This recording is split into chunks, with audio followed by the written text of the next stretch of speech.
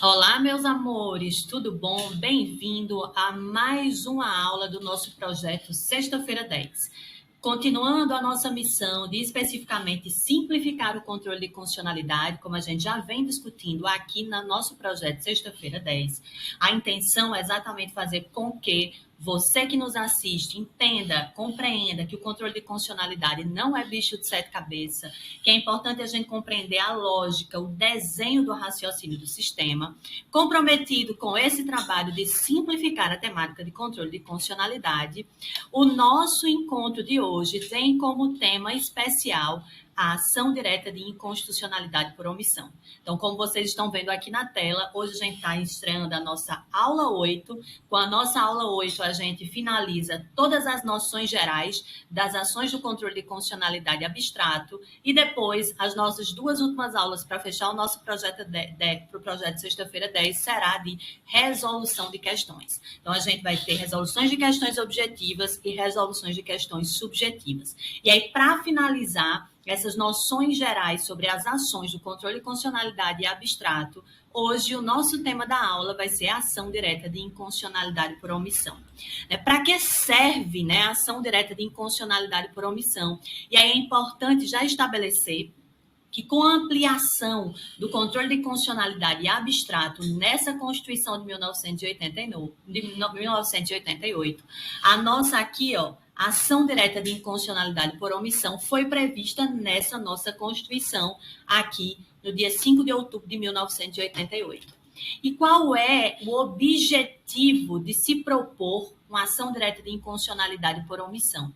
É exatamente para que a gente possa atestar a mora inconstitucional, a omissão inconstitucional, seja do Poder Legislativo, seja do Poder Executivo. Então, vamos deixar de moído e começar as nossas noções gerais de hoje, da nossa aula 8, sobre a ação direta de inconstitucionalidade por omissão.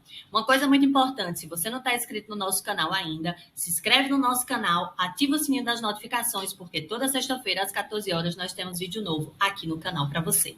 Então, bora lá, deixa de moído, como diz aqui no Nordeste, vamos deixar de conversa e vamos iniciar a nossa aula 8. Primeira coisa que a gente precisa entender sobre a ação direta de inconstitucionalidade por omissão são os seus fundamentos legais. E aí, mais uma vez, eu volto. Pega aí o seu vade-mecum e marca. Artigo 102, inciso 1º, a linha A da nossa Constituição de 1988 e a Lei 9868 de 99. Muita atenção. Pega o seu vade-mecum e marca lá a Lei 9868 de 99, especificamente o artigo 12b, que estabelece as disciplinas sobre a ação direta de inconstitucionalidade por omissão. Como eu já venho dizendo nas nossas aulas anteriores, duas legislações são importantíssimas para você estudar bem e gabaritar as questões do controle de constitucionalidade abstrato. Para além do artigo 102 da Constituição Federal, que estabelece a competência do Supremo Tribunal Federal em julgar as ações do controle de constitucionalidade abstrato, duas legislações que vocês precisam ter marcadinho aí no vade-mecum de vocês. A Lei 9868 de 99, que vai trazer as diretrizes sobre a DIN, sobre ADC e sobre a ação direta de inconstitucionalidade por omissão, e a Lei 9882 de 99, que vai trazer o disciplinamento sobre a nossa ADPF, que foi o tema da nossa aula anterior. Então, muita atenção. Olha a fundamentação legal da ação direta de inconstitucionalidade por omissão, artigo 102, inciso 1º, a linha A da Constituição de 1988, e o artigo 12b da Lei 9868 de 99, que disciplina as temáticas vinculadas à ADIM, à ADC e à DIN por omissão.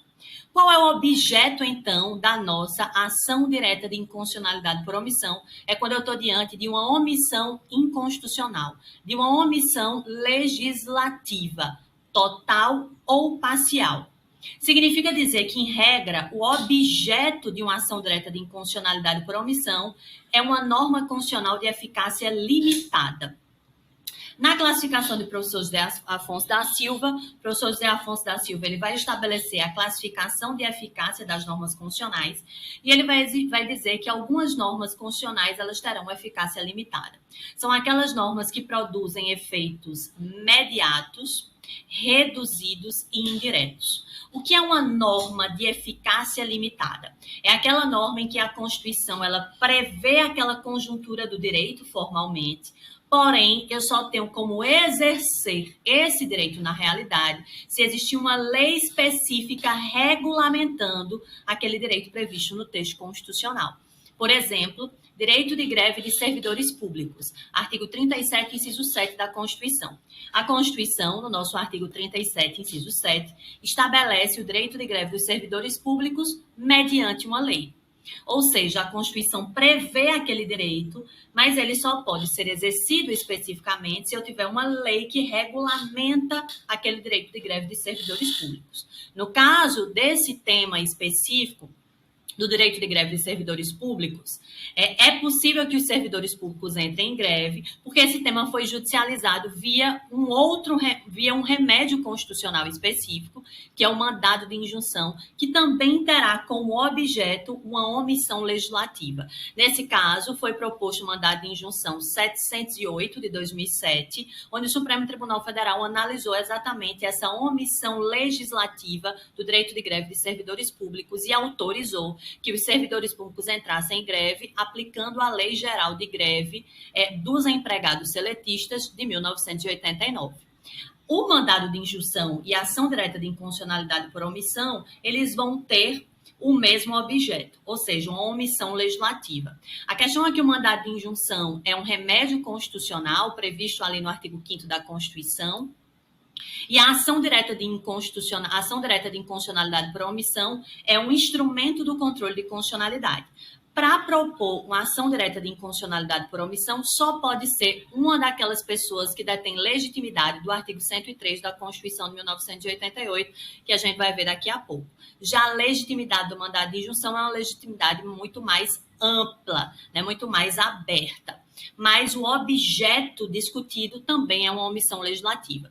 Então, se de repente a gente estiver diante de uma omissão legislativa total ou parcial, é possível se propor uma ação direta de inconstitucionalidade por omissão no Supremo Tribunal Federal para que o STF declare, reconheça a existência dessa omissão legislativa, que ela pode ser total ou ela pode ser parcial. Esse atestado dessa omissão legislativa vai acontecer tanto em relação à letargia, à inação do Poder Legislativo, quando esse ato de regulamentação deveria vir do Poder Legislativo, ou essa inação, né, essa omissão pode ser também do Poder Executivo, ou pode ser de algum ato regulamentar da administração pública, algum ato administrativo da própria administração pública, e aí o Supremo também atesta essa omissão legislativa, que pode ser do Poder Legislativo, do próprio Poder Executivo e das estruturas de órgão administrativos que pertencem à estrutura federal do próprio Poder Executivo. E aí vai ser possível propor uma ação direta de inconstitucionalidade por omissão no Supremo Tribunal Federal. E aí, muito importante, mais uma vez, aos legitimados. Os legitimados são os mesmos das ações de controle de constitucionalidade, da ADIM, da ADC, da ADPF. Quem pode propor no Supremo Tribunal Federal uma ação direta de inconstitucionalidade por omissão é exatamente os legitimados do artigo 103 da Constituição de 1988. Nós temos 9 legitimados, lembrando que 3 desses legitimados são legitimados especiais e precisam demonstrar o requisito da pertinência temática. Então, vamos lá repassar os legitimados que precisam demonstrar o requisito da pertinência temática.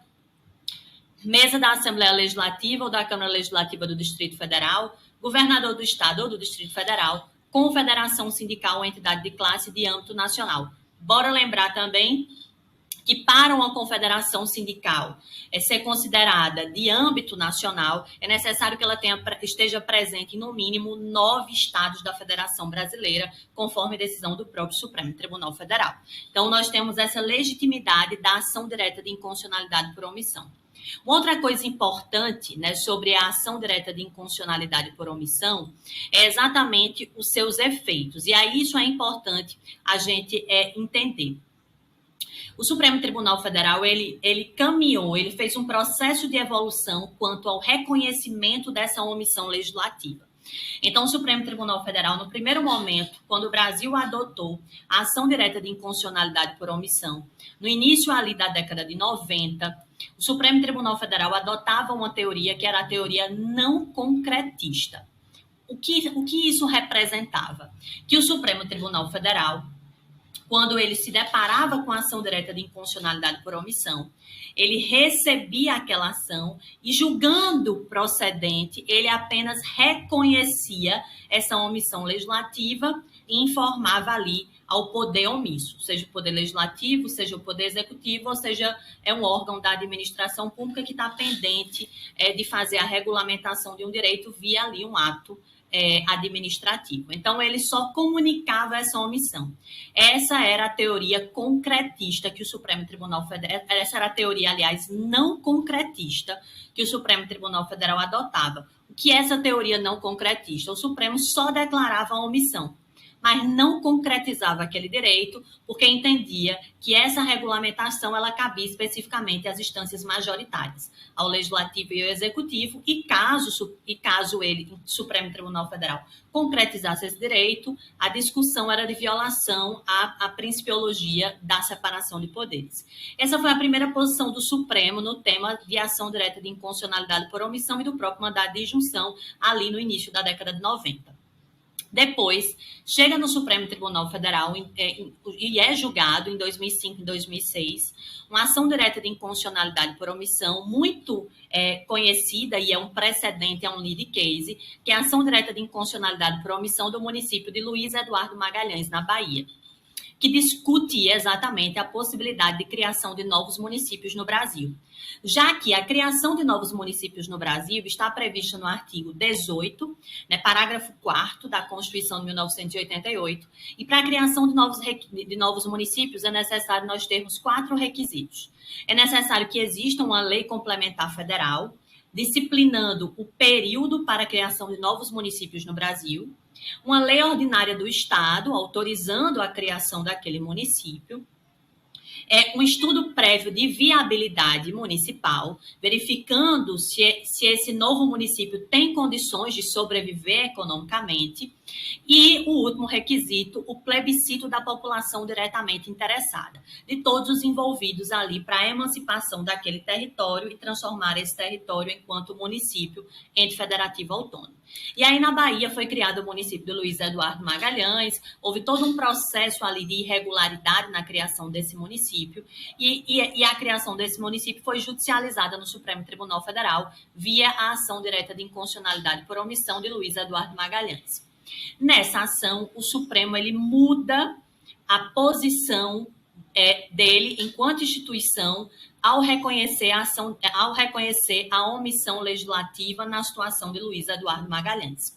Esse caso, inclusive, ele é um precedente importante, porque o Supremo Tribunal Federal ele cria a existência de uma teoria chamada município putativo, né? Na realidade, uma discussão, não é uma teoria, de uma discussão chamada município putativo, que é um município que existe faticamente, porém não existe juridicamente porque falta requisitos. Por quê? Porque para a criação de novos municípios no Brasil, é necessário que a gente tenha o cumprimento desses 4 requisitos. Né? E a lei complementar federal, que viria dizer o prazo para a criação de novos municípios no Brasil, até hoje não foi editada pelo Congresso Nacional. Então, nós temos uma omissão legislativa nesse dispositivo, no artigo 18, parágrafo 4º da Constituição, que nunca foi regulamentado pelo próprio Congresso Nacional. Então, nós temos uma omissão legislativa. Quando os ministros do Supremo se depararam com esse julgado, foram analisar a situação fática do município de Luiz Eduardo Magalhães, a vida que existia ali, o processo eleitoral, a existência de um poder executivo, de um poder legislativo dentro daquele município, né? Todas as implicações jurídicas da criação de um novo município e a validade dos atos que foram criados ali. E aí o Supremo Tribunal Federal reconhece a existência do município de Luiz Eduardo Magalhães, reconhecendo que ele existe faticamente, mas com problemas do ponto de vista jurídico. E aí o Supremo muda a teoria de julgamento das ações diretas de inconstitucionalidade por omissão. O Supremo sai da teoria não concretista, onde ele apenas declararia aquela omissão legislativa e informaria o Congresso Nacional. E nesse precedente, nesse lead case de Luiz Eduardo Magalhães, da ação direta de inconstitucionalidade de Luiz Eduardo Magalhães, o Supremo Tribunal Federal passa a adotar a teoria concretista intermediária. O que é a teoria concretista intermediária? É aquela em que o Supremo Tribunal Federal reconhece a omissão legislativa. No caso da criação de novos municípios, por exemplo, reconheceu que o Congresso Nacional é omisso por nunca ter regulamentado o artigo 18, parágrafo 4º da Constituição, nunca ter proposto o projeto de lei, né, complementar, definindo o prazo para a criação de novos municípios no Brasil. Então, o Supremo Tribunal Federal reconhece, né, essa omissão legislativa, mas concretiza o direito, dizendo que vai reconhecer faticamente a existência daquele município de Luiz Eduardo Magalhães.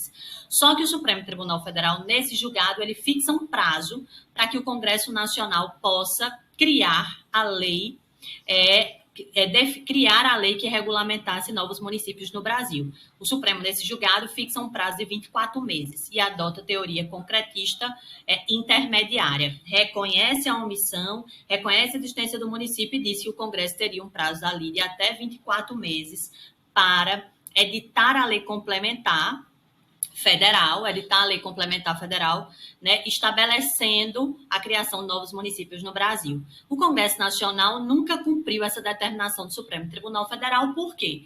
Porque o único poder que não se vincula às decisões de controle de constitucionalidade abstrato é o próprio Poder Legislativo Federal, o próprio Congresso Nacional, que pode atuar como poder constituinte reformador.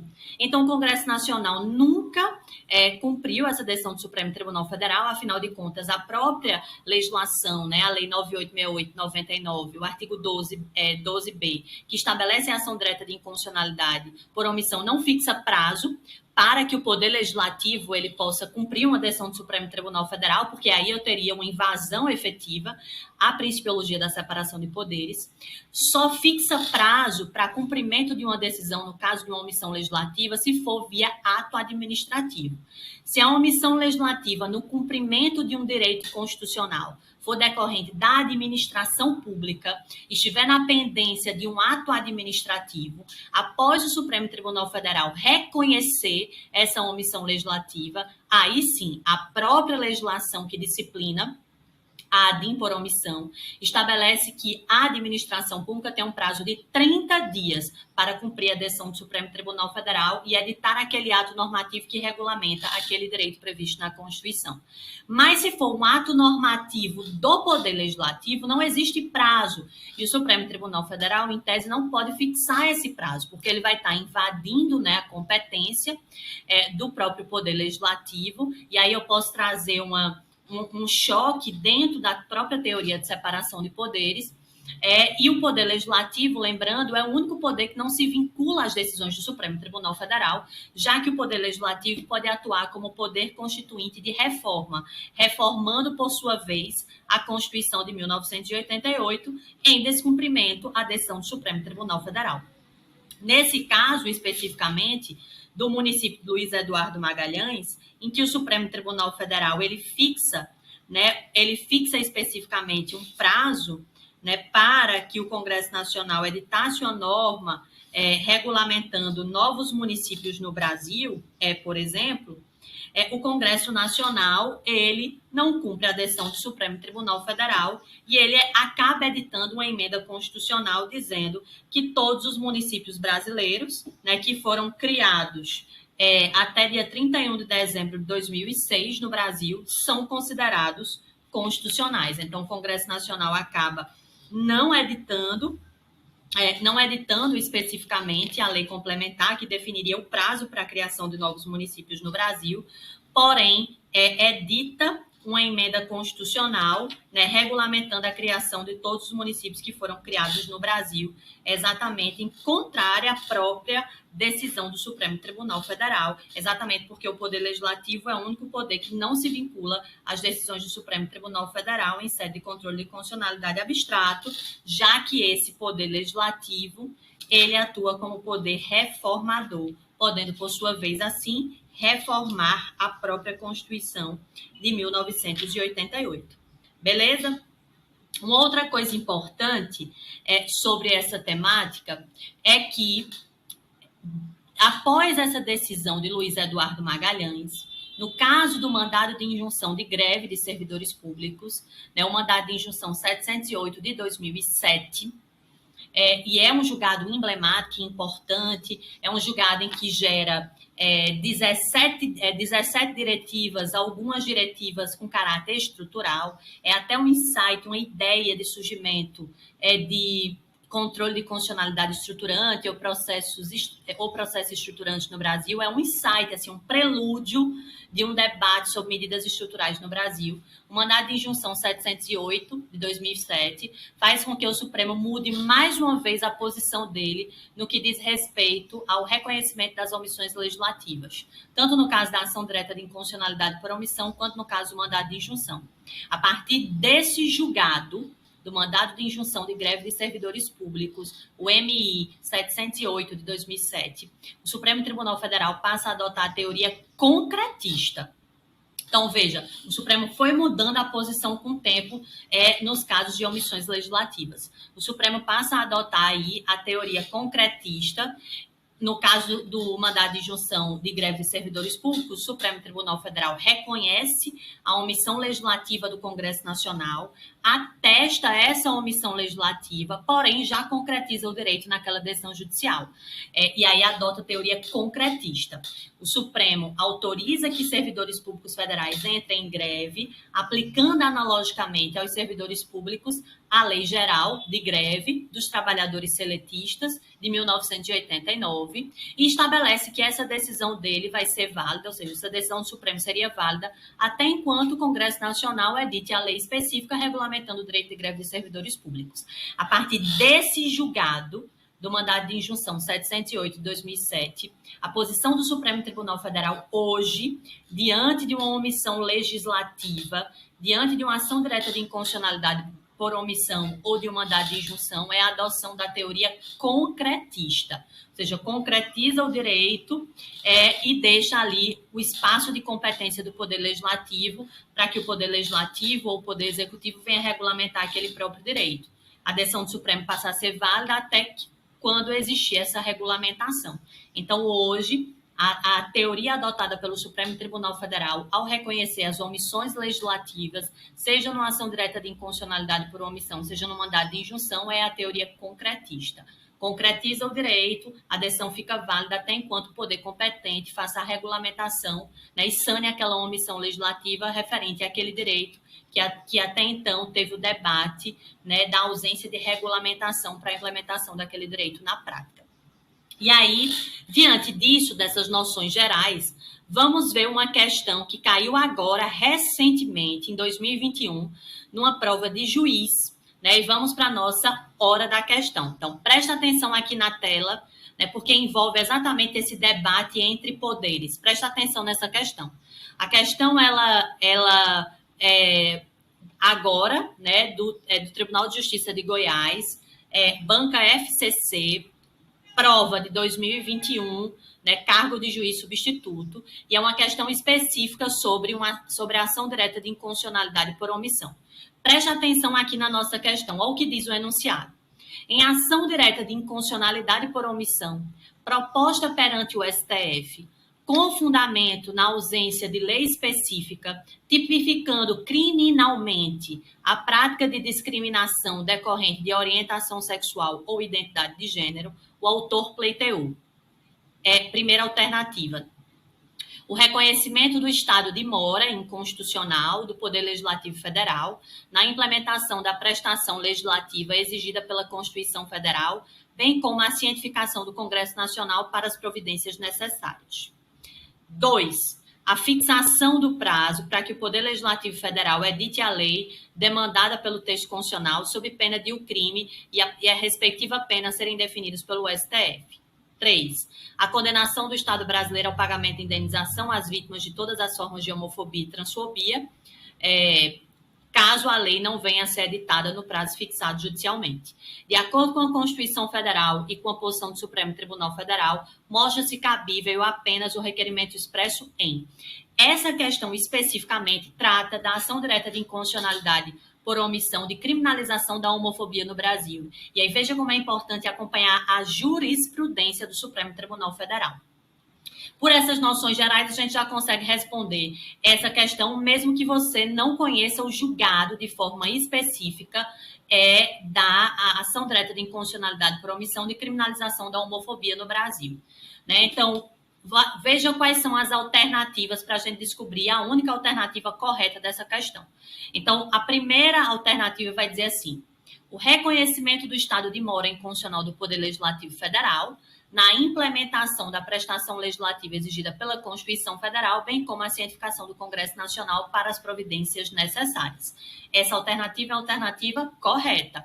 Quando o Supremo Tribunal Federal julga uma ação direta de inconstitucionalidade por omissão, ele reconhece essa omissão legislativa, reconhece a mora, né, do Poder Legislativo na implementação daquela determinada prestação, informa ao Congresso Nacional para que ele tome as providências necessárias na regulamentação daquele direito. Então, inciso 1, né, alternativa 1, correta. Alternativa 2, fixação de prazo para que o Poder Legislativo Federal edite a lei demandada pelo texto constitucional sob pena de o crime e a respectiva pena serem definidos pelo STF. Erradíssimo. Né? Nós temos aí o primeiro erro, que é o Supremo Tribunal Federal não pode determinar a fixação de prazo para o cumprimento dessa decisão pelo Poder Legislativo Federal, que pese já tenha acontecido isso anteriormente na ação direta de inconstitucionalidade do município de Luiz Eduardo Magalhães. Há uma discussão que essa fixação de prazo para o Poder Legislativo violaria a separação de poderes, e a própria lei que disciplina a ação direta de inconstitucionalidade por omissão estabelece que a fixação de prazo de 30 dias ela vai acontecer apenas se a omissão legislativa ela for da administração pública. Se for por ausência de ato administrativo, a decisão do Supremo pode fixar um prazo de 30 dias para que a administração pública regulamente aquele direito via ato administrativo. Mas se for uma omissão do Poder Legislativo, não há fixação de prazo, né? Então, não se fixa prazo. E outra coisa importante é que o Supremo ele não poderia, apesar de ter acontecido analogicamente, mas o direito penal trabalha com o princípio da estrita legalidade. Para que uma conduta seja vista como crime, é necessário que exista uma lei definindo aquela conduta ali enquanto crime. Então, essa alternativa 2 ela está incorreta, porque não há fixação de prazo para o Poder Legislativo apenas no que diz respeito a ato administrativo, que será 30 dias para o cumprimento da decisão do Supremo Tribunal Federal. Então, a alternativa 2 é incorreta. Então, a gente já descarta aqui a letra A, a gente já descarta a letra D, a gente já descarta a letra B, porque a alternativa 1 é incorreta, e agora a gente está entre a letra C e a letra E. Vamos ver o terceiro, né, o item 3. A condenação do Estado brasileiro ao pagamento de indenização às vítimas de todas as formas de homofobia e transfobia, caso a lei não venha a ser editada no prazo fixado judicialmente. Essa alternativa também é incorreta, porque a ação direta de inconstitucionalidade por omissão não pode servir como ação para fins de indenização. Isso também já foi fixado pelo Supremo Tribunal Federal. Não é possível vir uma ação direta de inconstitucionalidade por omissão se pleitear indenizações. Então, alternativa 3 também incorreta. Então, qual é a alternativa correta? A única correta dessas três é a nossa letra C. Apenas o item 2 está correto, de acordo com as noções gerais da nossa ação direta de inconstitucionalidade por omissão. Então, pega aí as noções gerais, marca a legislação, marca o seu vade-mecum, pega o artigo 102, inciso 1º, a linha A da Constituição, pega a sua lei 9868, de 99, marca o artigo 12b, faz a leitura, treina questões, compreende essa noção geral para que você efetivamente não caia nas casquinhas de bananas das ações de controle de constitucionalidade abstrata, especificamente no tema da nossa aula de hoje, da ação direta de inconstitucionalidade por omissão. Eu espero que você que está aí do outro lado da telinha tenha entendido as noções gerais da ação direta de inconstitucionalidade por omissão. Se de repente você ficou com alguma dúvida Deixa aqui nos comentários para mim, eu vou ter o maior prazer em esclarecer todas as dúvidas para vocês. Quiserem fazer alguma pergunta, faz, que eu também vou ter o maior prazer de responder para vocês. E eu espero que vocês tenham gostado do nosso encontro de hoje, no nosso projeto Sexta-feira 10. E a gente se encontra na nossa próxima sexta-feira com a aula específica de resolução de questões objetivas sobre os temas do controle de constitucionalidade abstrato. Eu espero que vocês tenham gostado. Se vocês não estão inscritos no nosso canal ainda, se inscreve no nosso canal, ativa o sininho das notificações, porque toda sexta-feira, 14 horas, tem vídeo novo aqui no canal. E a gente se encontra na próxima sexta, continuando o nosso projeto Sexta-feira 10. Um beijo em todos e todas vocês e até nosso próximo encontro.